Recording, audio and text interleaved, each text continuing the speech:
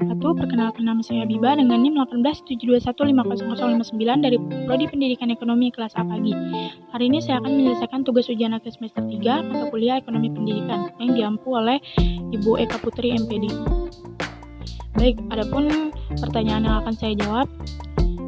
Yang pertama, jelaskanlah tujuan dan fungsi manajemen keuangan dalam pembiayaan lembaga pendidikan. Langsung saja. Berikut ini adalah siklus dari manajemen keuangan dalam siklus manajemen lembaga pendidikan. Manajemen keuangan dan pembiayaan lembaga pendidikan dapat diartikan sebagai rangkaian aktivitas mengatur keuangan lembaga pendidikan, mulai dari perencanaan, penggalian sumber daya biaya, pembukuan, pembelanjaan, pengawasan dan pertanggungjawaban dan pelaporan keuangan lembaga pendidikan agar organisasi atau institusi pendidikan berjalan efektif dan efisien dalam melaksanakan fungsi memberikan layanan pendidikan yang berkualitas tinggi.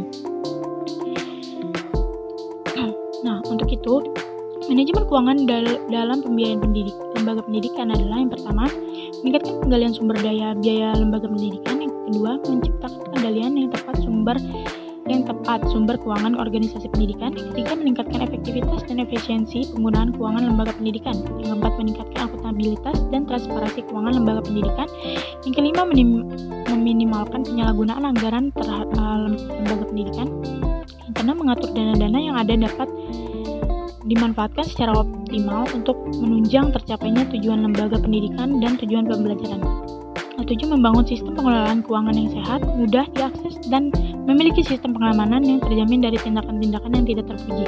Dan yang terakhir, meningkatkan partisipasi stakeholders pendidikan dalam pembiayaan pendidikan.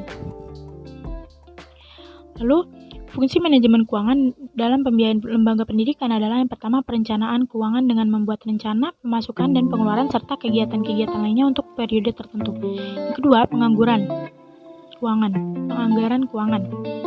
berupa tindak lanjut dari perencanaan keuangan dengan membuat detail pengeluaran dan pemasukan. Yang ketiga, pengelolaan keuangan dengan menggunakan dana lembaga pendidikan untuk memaksimalkan dana yang ada dengan berbagai cara.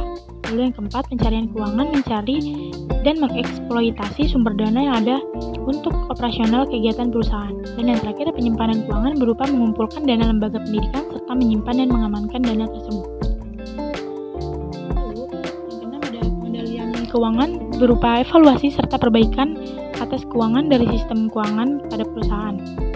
Pemeriksaan keuangan melakukan audit internal atas keuangan lembaga pendidikan yang ada agar tidak terjadi penyimpangan. Dan yang terakhir, pelaporan keuangan, penyediaan informasi tentang kondisi keuangan lembaga pendidikan sekaligus sebagai bahan evaluasi. Nah, pertanyaan kedua, menurut saudara apakah sumbangan terbesar lembaga pendidikan untuk pembangunan ekonomi? Begitu pula sebaliknya. Jelaskan. Nah, yang pertama itu sebagai fungsi investasi. Pendidikan memberikan sumbangan yang berarti dalam kenaikan tingkat kehidupan, kualitas manusia, dan pendapatan nasional. Pendidikan sangat memberikan kontribusi secara signifikan terhadap pembangunan ekonomi. Kontribusi tersebut dapat dicapai melalui peningkatan keterampilan dan produktivitas kerja. Pertumbuhan ekonomi yang cepat di negara-negara Asia dan perubahan progresif dalam produksi menuju industri dan jasa berteknologi tinggi mengakibatkan meningkatnya tuntutan dari dunia usaha terhadap perlunya SDM yang terampil dan terdidik atau berkualitas. SDM yang berkualitas tersebut hanya dapat dihasilkan oleh sebuah sistem pendidikan yang berkualitas pula. Teori human capital mengasumsikan bahwa pendidikan formal merupakan instrumen terpenting untuk menghasilkan tatanan ekonomi yang memiliki produktivitas yang tinggi. Di dalam pendidikan tidak bisa terlepas dari yang namanya masalah ekonomi, baik itu mau secara langsung ataupun tidak langsung. Adapun peran ekonomi di dalam dunia pendidikan ialah yang pertama, pendidikan sebagai bentuk investasi, dan yang kedua yaitu investasi di dalam dunia pendidikan, di mana pada poin ini investasi di dalam dunia pendidikan ialah penanaman suatu modal dengan menggunakan cara mengalokasikan suatu biaya agar dapat menyelenggarakan pendidikan, dan juga dapat mengambil keuntungan pada sumber daya manusia yang dapat didapatkan melalui pendidikan tersebut. Ketiga, adanya peran dan juga fungsi dalam pendidikan, di mana perannya hanya menentukan, tetapi bukanlah sebagai bentuk pemegang peranan yang sangat penting. Hal ini disebabkan karena adanya faktor lain yang lebih dapat menentukan berjalan atau tidaknya, maju atau mundurnya suatu lembaga pendidikan. Ini dibanding pada bentuk sektor ekonomi. yaitu disebut dengan dedikasi. Adapun fungsi ekonomi di dalam dunia pendidikan ialah dapat menunjang kelancaran di dalam proses belajar pendidikan. Bukanlah merupakan suatu modal yang bisa dikembangkan dan juga bisa mendapatkan suatu keuntungan yang berlimpah. Nah, yang ketiga, menurut saudara, apa sajakah indikator yang dapat digunakan untuk mengukur keberhasilan pendidikan dan apa sajakah faktor-faktor yang mempengaruhi keberhasilan pendidikan tersebut? Jelaskan. Nah, ada beberapa indikator yang menjadi bentuk keberhasilan siswa dalam belajar. Yang pertama, siswa memiliki pengetahuan dan wawasan baru yang lebih luas. Yang kedua, siswa menemukan keterampilan dan minat dalam belajar serta mampu meningkatkannya lebih baik dan profesional. Yang ketiga, siswa memperoleh sikap dan karakter yang lebih baik.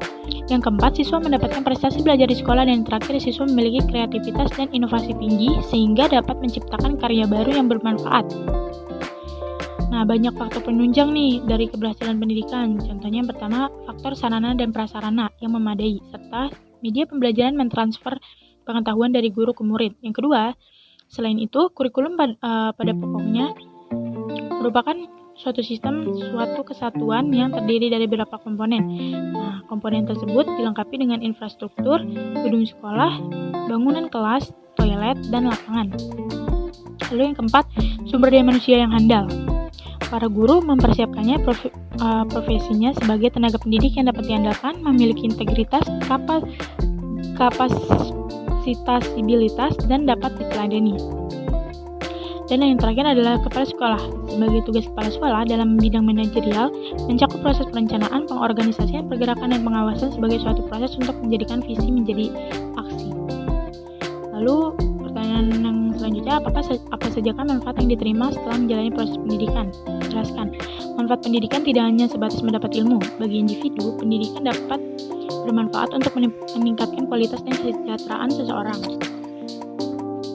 seperti pengembangan keterampilan, peluang kerja, hingga peningkatan karir. Selain itu, pendidikan juga bisa memberikan manfaat dalam lingkup sosial, karena bisa jadi seseorang membuka lapangan pekerjaan atau membantu seseorang dengan ilmu atau kesejahteraan yang dimiliki. Nah, berikut ini beberapa manfaat pendidikan bagi individu dan lingkungan sosial. Yang pertama, mengurangi kemiskinan. Yang kedua, penghasilan lebih tinggi. Yang ketiga, menawarkan kesetaraan. Yang keempat, pertumbuhan ekonomi. Yang kelima, mengurangi kekerasan berbasis gender. Dan yang terakhir, mengurangi pernikahan anak.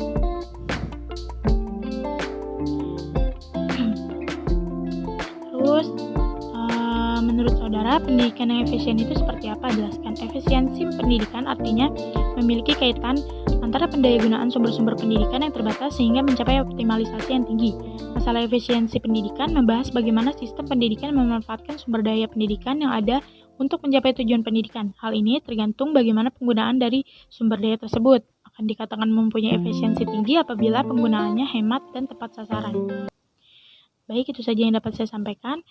Dari materi berikut, kurang lebihnya mohon maaf. Wassalamualaikum warahmatullahi wabarakatuh.